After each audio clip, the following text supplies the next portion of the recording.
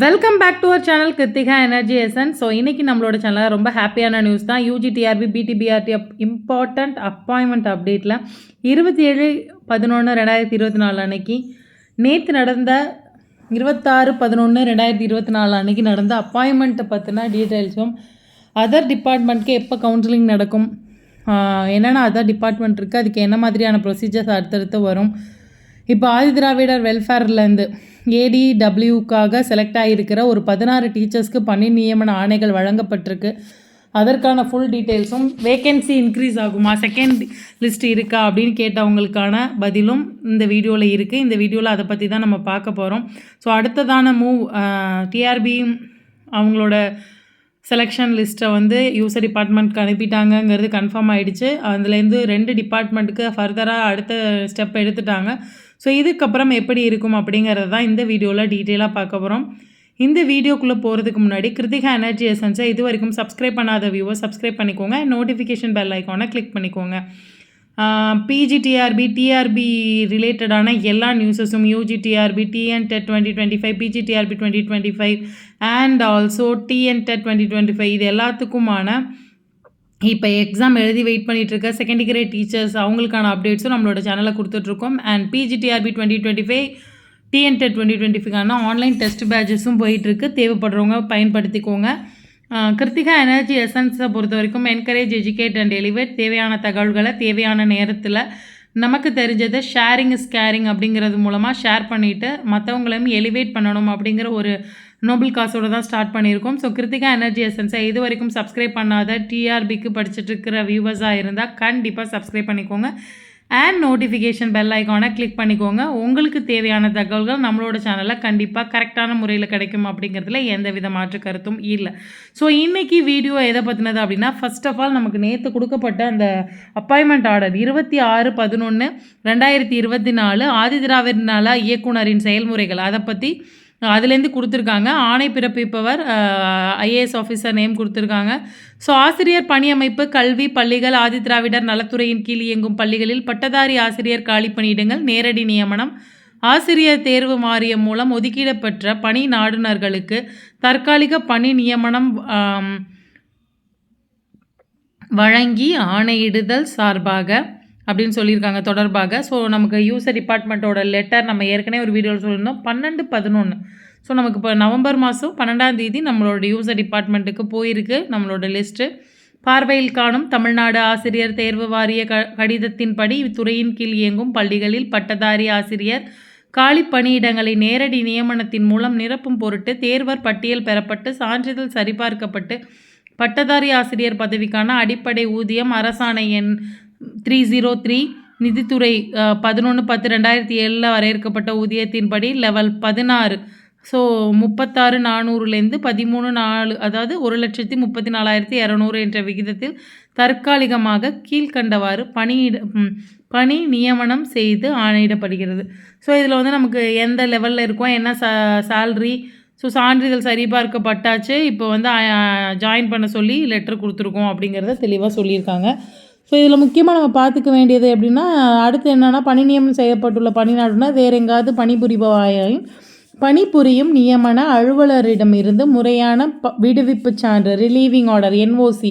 So relieving ஆர்டரும் NOC நான் objection certificate. So நம்ம குரூப் 4ல் ஒர்க் பண்ணி குரூப் ஏதாவது ஒரு ஆஃபீஸில் இருக்கலாம், இல்லை வந்துட்டு வேறு ஏதாவது போலீஸில் இருக்கலாம், ஏதோ ஒரு டிபார்ட்மெண்ட்டில் இருக்கிறவங்க என்ஓசி அந்த டிபார்ட்மெண்ட்டோட கன்சர்ன் ஹையர் அஃபிஷியல்கிட்டேருந்து என்ஓசி வாங்கியிருக்கணும். அண்ட் ரிலீவிங் ஆர்டர் ப்ராப்பராக வாங்கி ஜாயின் பண்ணிக்கோங்க, இல்லாட்டி ஜாயின் பண்ண முடியாதுன்னு சொல்கிறாங்க. ஸோ இந்த தேர்வாளர் தான் நியமனப்பட்டுள்ள பள்ளியில் பள்ளியில் சேர. ஸோ ரொம்ப இம்பார்ட்டண்டான நியூஸ் அப்படின்னு பார்த்தீங்கன்னா இதுதான். உடனே நீங்கள் நேற்று வாங்கிட்டுனா இன்றைக்கி ஜாயின் பண்ணுங்கன்றது தான் இதோட இது. பணிகள் சேரும்போது அரசு விதிமுறைப்படி சிவில் சர்ஜன் தகுதிக்கு குறையாத ஸோ ஃபிசிக்கல் நமக்கு வந்து கவர்மெண்ட்டு எம்டி அப்படின்னு சொல்லுவாங்க இல்லையா. ஸோ சர்ஜன் வந்து வாங்கி ஃபிசிக்கல் ஃபிட்னஸ் வாங்கியிருக்கணும். ஸோ அதை வந்து நம்மளோட எஸ்ஆர் புக்கில் வந்து ஒட்டி அதை வந்து ஜாயினிங் ரிப்போர்ட்டோடு சேர்த்து அனுப்ப சொல்கிறாங்க. ஸோ ஜாயினிங் ரிப்போர்ட் வந்து அந்தந்த டிபார்ட்மெண்ட்டோட ஸ்கூல் அது இப்போ ஏடபிள்யூடினா அந்த எந்த ஸ்கூலுக்காக அலாட் ஆகிருக்கீங்களோ அந்த ஸ்கூலோட ஹெட் மாஸ்டர் வந்து அனுப்பணும்னு சொல்லியிருக்காங்க. ஸோ இதில் வந்து எந்த ஸ்கூலு யாரோடது அப்படின்றது இருந்துச்சு. நான் அதை பர்சனல் ரெக்கார்டு அப்படிங்கிறதுனால நான் கொடுக்கல. ஸோ ஒருவேளை நீங்கள் வேறு ஸ்டேட்லேருந்து செலக்ட் ஆகிருக்கிற தமிழை ஒரு மொழிப்பாடமாக எடுத்து படிக்காமல் இருந்தீங்க அப்படின்னா 2 வருடத்துக்குள்ளே தமிழ்நாடு அரசு, அதாவது டிஎன்பிசி நடத்துகிற தமிழ் மொழி தேர்வில் எழுதி தேர்ச்சி பெற்றுக்கணும் அப்படிங்கிற நிபந்தனை வந்து விதிக்கப்படுகிறது அப்படிங்கிறாங்க. ஸோ இவருக்கு பணியில் வழங்கப்படும் ஆணை வந்து முற்றிலும் தற்காலிகமானது. ஸோ ஏதாவது தவறு கண்டுபிடிக்கப்பட்டா ஜென்யூனஸ்லேயோ ஏதாவது முறைகேடாக ஆவணங்கள் கொடுக்கப்பட்டிருக்குது அப்படின்னு எப்போ அந்த மாதிரி இருந்தால் உடனடியாக பணி நீக்கம் செய்யப்படுவார் அப்படின்னு சொல்கிறாங்க. ஸோ சம்மந்தப்பட்ட ஆசிரியர் புதிதாக நியமனம் செய்யப்பட்டுள்ள பள்ளியில் தொடர்ந்து கண்டிப்பாக ட்ரான்ஸ்ஃபர் வாங்காமல் 2 வருஷம் ஒர்க் பண்ணணும் அப்படிங்கிறத சொல்லியிருக்காங்க. அதுக்கு அடுத்து பார்த்திங்கன்னா பணியில் சேர்ந்த விவரத்தை உடனடியாக இவ்வலுவலகத்திற்கு தெரிவிக்கணும். ஸோ ஜாயினிங் ரிப்போர்ட்டை உடனடியாக ஏடபிள்யூடி ஆதி திராவிடர் வெல்ஃபேர் டிபார்ட்மெண்ட்டுக்கு அனுப்புங்க அப்படின்னு சொல்லியிருக்காங்க. ஸோ இதுதான் முக்கியமான இந்த அப்பாயின்மெண்ட்டில் இருக்கிற ஆர்டரு.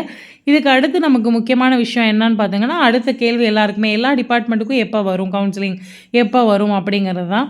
ஸோ இந்த கவுன்சிலிங்கை பொறுத்த வரைக்கும் ஏற்கனவே நம்ம சொல்லியிருந்தோம் நவம்பர் எண்டுக்குள்ளே முக்கியமாக 27ஆம் தேதி நம்ம துணை முதல்வர் அந்த டேட்டை வந்து ஒரு இதுலேருந்து நம்ம அனௌன்ஸ் பண்ணியிருந்தாங்க. அதை வச்சு நம்ம சொல்லியிருந்தோம். ஸோ மேக்ஸிமம் ஒரு டிபார்ட்மெண்ட்டுக்கான அப்பாயின்மெண்ட் ஆர்டர் கொடுத்துட்டதுனால இனிமேல் அடுத்தடுத்த டிபார்ட்மெண்ட்டாக அவங்க ஹோல்ட் ஆன் கண்டிப்பாக பண்ண முடியாது.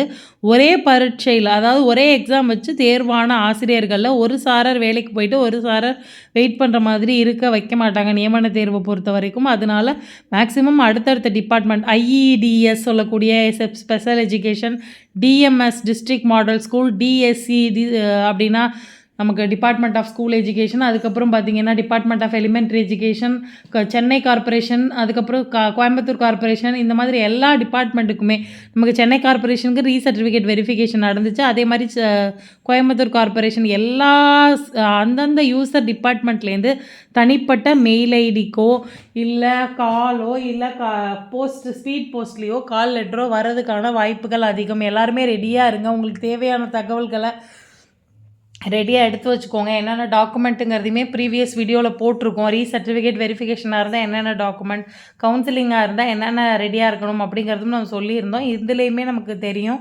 ஸோ கவுன்சிலிங் இருக்கும்போது டிஎஸ்சியை பொறுத்த வரைக்கும் மொத்தமாக நடக்கும்போது எந்தெந்த வேக்கன்சி நீங்கள் உங்களோட பாயிண்ட்டு போகும்போது எந்த பாயிண்ட்லாம் இருக்கோ அது எல்லாத்தையும் நீங்கள் பார்க்கலாம். அதுதான்.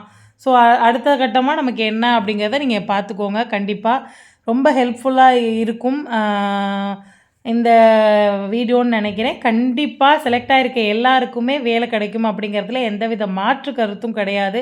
அதனால் எந்தவித ஒரு தயக்கமோ பயமோ இல்லாமல் கண்டிப்பாக இருங்க. நல்லதே நடக்கும். நல்லதே எல்லாருக்குமே உடனடியாகவே இந்த எண்டுக்குள்ளே டிசம்பரில் ஜாயின் பண்ணுற மாதிரியான ஸோ நமக்கு தேவையான எல்லா தகவல்களும் ஓரளவுக்கு கொடுத்தாச்சு. அடுத்ததாக முக்கியமானது பார்த்தீங்க அப்படின்னா vacancy increase. So second list வர்றதுக்கான வாய்ப்பு அதிகமாக தான் நான் பார்க்குறேன். செகண்ட் லிஸ்ட் வந்துருச்சு வருமானன்றதை எல்லாருமே கேட்டுட்ருக்கோம். ஸோ இப்போ எல்லாமே முடிஞ்சிருச்சே மேடம், கண்டிப்பாக இந்த அப்பாயின்மெண்ட்டுக்கு அடுத்ததாக புதுசாக யாரையும் உள்ளே கொண்டு வரதுக்கான வாய்ப்பு மிக குறைவு. ஏன்னா இப்போ ஒரு டிபார்ட்மெண்ட்டில் கொடுத்துட்டாங்க. அதுலேயுமே உங்களுக்கு வெல்ஃபேர் டிபார்ட்மெண்ட்லேயுமே நான் அவைலபிள் இருந்துச்சு, இருக்கவங்களுக்கு கொடுத்துட்டாங்க. அப்போ அப்படி தான் எல்லா டிபார்ட்மெண்ட்டுக்குமே ஃபாலோ ஆகும். இதுக்கு அடுத்ததாக இன்னும் காலி பணியிடங்களை இதே பரீட்சையின் இன்னொரு எக்ஸாம் நடத்தாமல் இதே பரீட்சையின் மூலமாக நடத்தணும்னு முடிவு பண்ணாங்கன்னா கண்டிப்பாக செகண்ட் லிஸ்ட் வெளியிடப்படும். ஒரே எக்ஸாம்லேருந்து 2வது லிஸ்ட் வெளிவந்திருக்கு. இது முதல் முறையில் பிஜிடிஆர்பிக்கு அது மாதிரி நடந்திருக்கு. அதனால் நம்புவோம். ஸோ இது வந்து யாரையும் திருப்திப்படுத்துறதுக்காக இல்லை, கண்டிப்பாக வாய்ப்பு இருக்குது அப்படின்னு நான் சொல்ல மாட்டேன். செய்யணும்னு நினச்சா செய்யலாம். ஸோ அடுத்த கட்டமாக எக்ஸாம்ஸ்க்கு படிக்கிறவங்க மூவ் ஆன் ஆகுங்க. செகண்ட் லிஸ்ட்டுக்கு வாய்ப்பு இருக்கா அப்படின்னு கேட்கும்போது ரொம்ப லிட்டில் சான்ஸ். லாஸ்ட்டாக சொல்லியிருப்பேன் 0.01% அப்படின்னு நம்ம சொல்லலாம். கண்டிப்பாக நடக்கும் அப்படின்னு நம்ம சொல்ல முடியாது. அதனால் வேக்கன்சி இன்க்ரீஸை பொறுத்தவரைக்கும் செகண்ட் லிஸ்ட்டு வர்றதுக்கான வாய்ப்புகள் மிக குறைவாக தான் இப்போ பார்க்கப்படுது. ஆனால் இப்போ செலக்ட் ஆகிருக்கிறவங்க எல்லாருக்குமே உடனடியாக வந்து அப்பாயின்மெண்ட் ஆர்டர் வந்து வர்றதுக்கான வாய்ப்புகள் மிக அதிகம். கவுன்சிலிங் நடத்தி உடனடி கவுன்சிலிங் அப்படிங்கும்போதே உங்களுக்கு எல்லாமே ரெடியாக இருக்கும். கவுன்சிலிங் எல்லா ஃபார்மேட்டும் இருக்கும். கவுன்சிலிங்கில் உங்கள் பேர், உங்கள் ஸ்கூலுக்கு, உங்கள் பேருக்கு நேராக எந்த ஸ்கூலில் நீங்கள் செலக்ட் பண்ணியிருக்கீங்கிறத அலாட் பண்ணி அலாட்மெண்ட் ஆர்டர் கொடுத்துருவாங்க.